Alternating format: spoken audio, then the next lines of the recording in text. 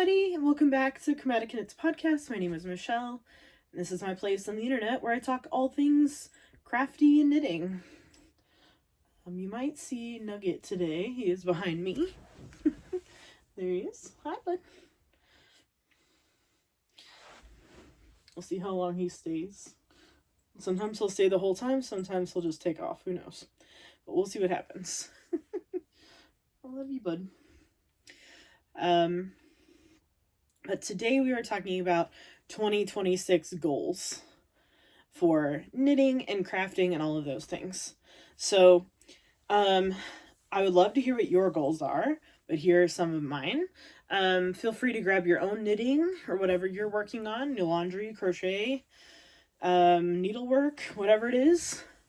Let's talk about those goals for 2026. It's a whole new year, a whole new me. Not really, but we'll go from here. The biggest thing that I want to do in 2026 is enjoy my knitting. And what I mean by that is that, sometimes I think we compare ourselves to other knitters too much. For example, there's a lady that knits in my knitting group, and she, I get the neckline, and then I don't see it again, and then a week or two later, she'll be like, look, sweater, and I'm like, what? It would take me weeks and weeks to be able to knit that much. And I know, she's retired, and, she has more time, and all those things, and, she's a lot smaller than I am. So it does matter. It does limit the number of stitches for her, but still I'm just in my head, if only I knitted faster, right? If only I could knit faster, knit more, go harder at it or something. But that's just not feasible, right? That's not a magic thing. And so, spending too much time comparing yourself to somebody else is not the best idea. And so it makes it so that you don't enjoy your knitting as much because you are spending too much time in your own head comparing yourself to other people. So this year it's all about, just enjoying my knitting in the way that I do it, because the way that I do it makes me happy. And I am not a product knitter. I am a project, I am a process knitter. So I'm all about the process of making the thing. It's not that I don't want the thing at the end, but where am I going to put all these things? You know what I mean? What am I going to do with that? I don't know. So yeah. So that is my first goal. My second goal, oh my gosh, I have the hiccups. Gotta take a drink.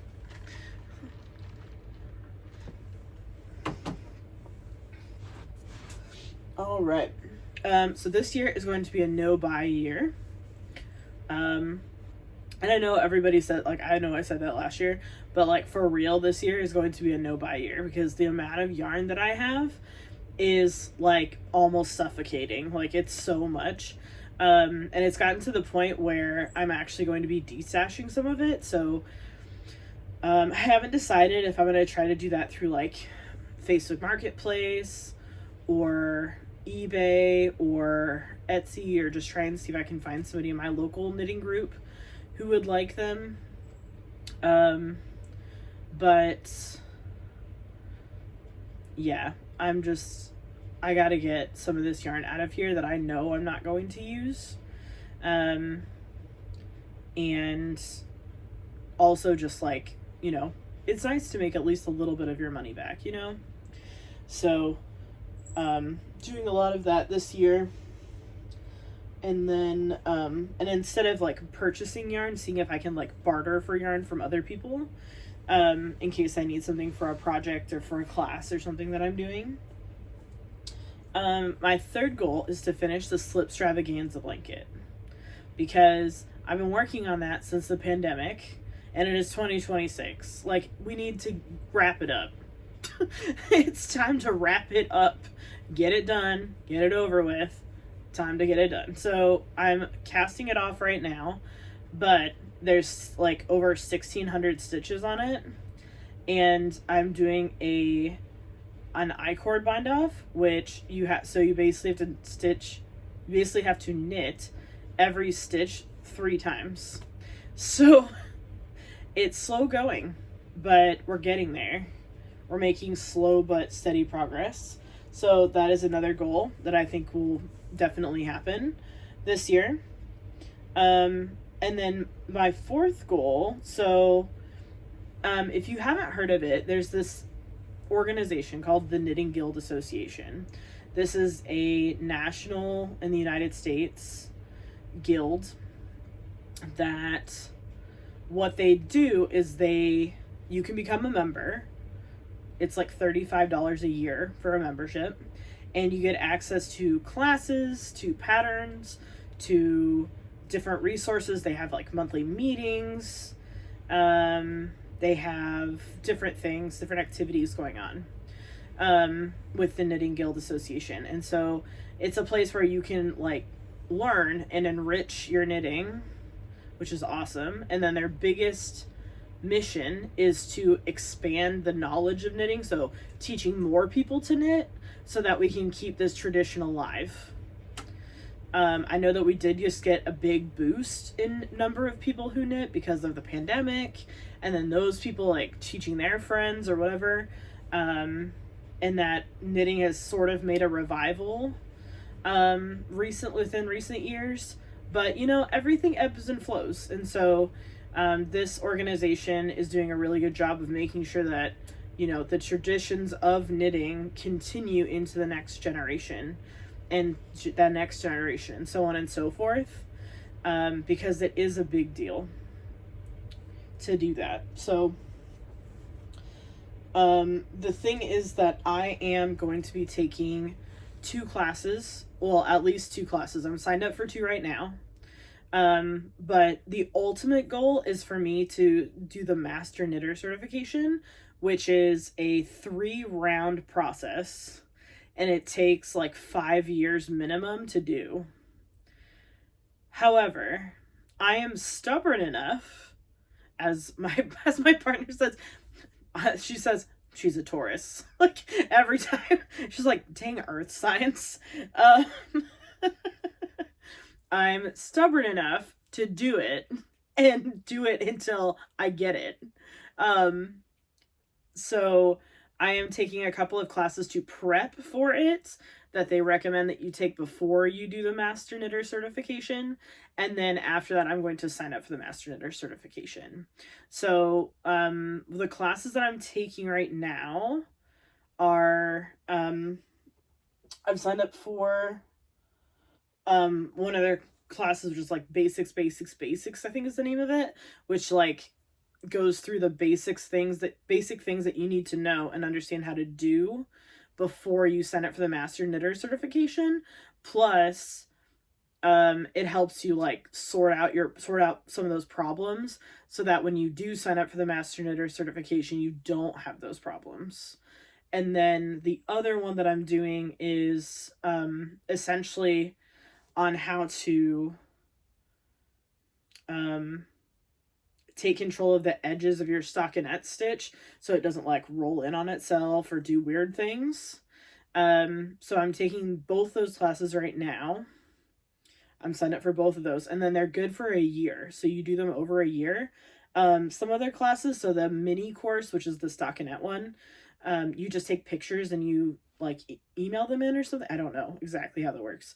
And then because I just signed up for it and haven't even started it yet. And then the other one is a correspondence course. So at some point I'm going to be mailing what I've made to someone for them to review and get back to me. But I don't know. Well, I'll see how that works. But basically, they take you through like different swatches and doing different things, and then you have to submit them as part of the course. So I'm going to be doing that basics class with a couple of my friends so that we're all kind of doing it together.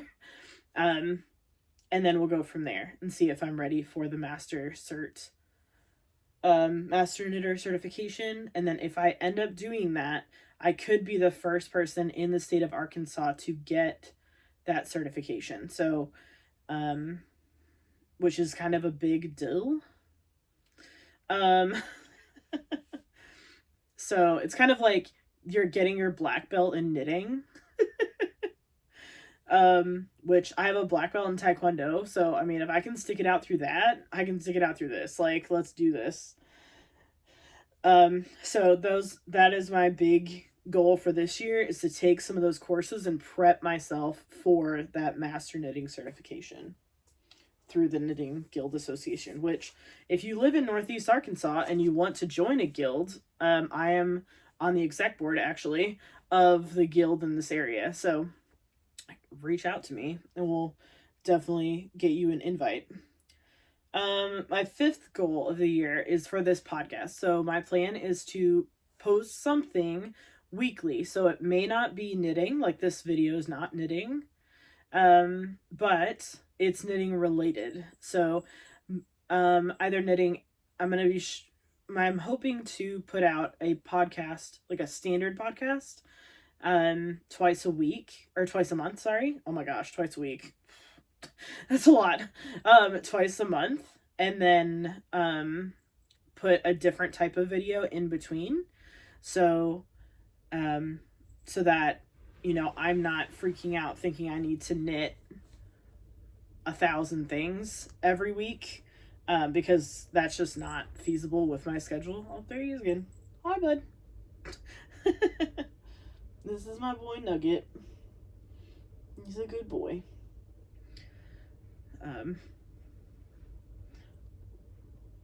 No, that's a good boy. Yeah, lay down. Okay. And then number 6 is to finish that Advent mitten set that I've been working on like forever.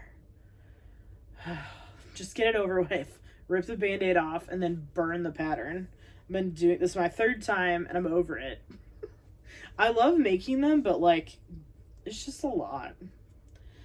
And then the biggest, you know, just continuing to learn about different knitting techniques and the history of knitting. There's so many things in the history of knitting that like I didn't realize were a thing. Like people knitting and putting in like secret codes into their knitting, like how many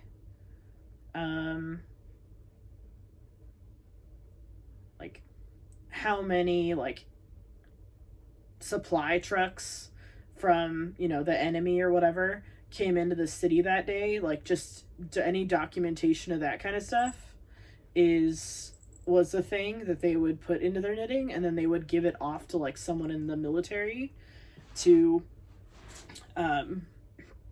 communicate to whoever. I don't know who needs to know that information, but there's just a lot of different things. You know, there's like illusion knitting, like there's so many different things that are really cool.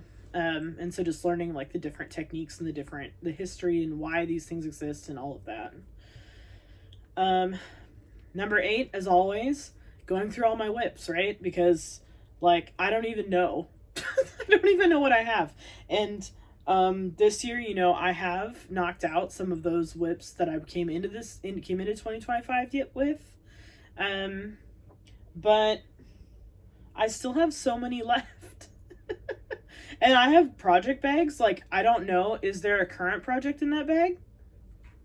I have no idea. Like, I'm looking at 2 project bags right now, and I literally have no idea what's inside them. So who knows? So we'll be going through those, and then another one is to make a garment. So I'm going to be doing a knit along with my local guild. Okay, bye, bud. I'll be doing a knit along with my local guild of a sweater. I haven't decided which one yet, but should be fun. And then my last one is to knit an illusion knitting project, and I have one that's in mind. It is very ambitious. But if I can pull it off, it's gonna be epic, because there are patterns available on Ravelry for illusion knitting, and some of them are like bringing these awesome pieces of art into an illusion, so that an illusion knitting, just for those of you who don't know, when you look at it straight on, it literally just looks like rows of garter stitch. But when you look at it from the side, you can see an image. And it's like the coolest thing ever. In my opinion. How does that even, like, it's all tricks of the eyes, right? And so it's like the coolest thing ever. And so, but doing a pattern like that, you can't see the thing while you're making it. You have to like to make sure that it looks like what it's supposed to look like, and you have to be like really on top of your game, making sure that every stitch is where it's supposed to be, because otherwise the picture's not going to come out right. So I have one in mind. I'm not going to tell you what it is in case it doesn't work out. Or at least not until I start it. But yeah, so that should be interesting. So that's something that you'll be seeing this year. But yeah, those are my main knitting goals for the year. I've got 10. I know it's ambitious. I know it's a lot. But, you know, go big or go home, right? Like, go big or go home. And this is going to be the year that I take control of this podcast, take control of my knitting, enjoy my knitting, make all the things that I want to make, learn some new things, and get myself prepped for that master knitter certification. So lots of goals this year. It's pretty ambitious, but I think I can do it. And you're going to be with me along the way. So let me know what kind of goals you have down in the comments. I would love to hear about your knitting goals. Is there anything I missed? Anything that's included on your list that you always put on your list that you find really helpful, or things that, you know, help you enjoy your knitting, or that have improved your knitting a lot previously, you know? So yeah, we're just going to work through this list as much as we can and go from there. Anyways, thank you so much for coming today. I really appreciate it. If you haven't, please subscribe down below. Please comment, please like, all of those good things. And I will see you again in a week. You have a wonderful rest of your day, and I hope that the rest of your knitting and yarny adventures go fantastic between now and next week. Bye, everybody.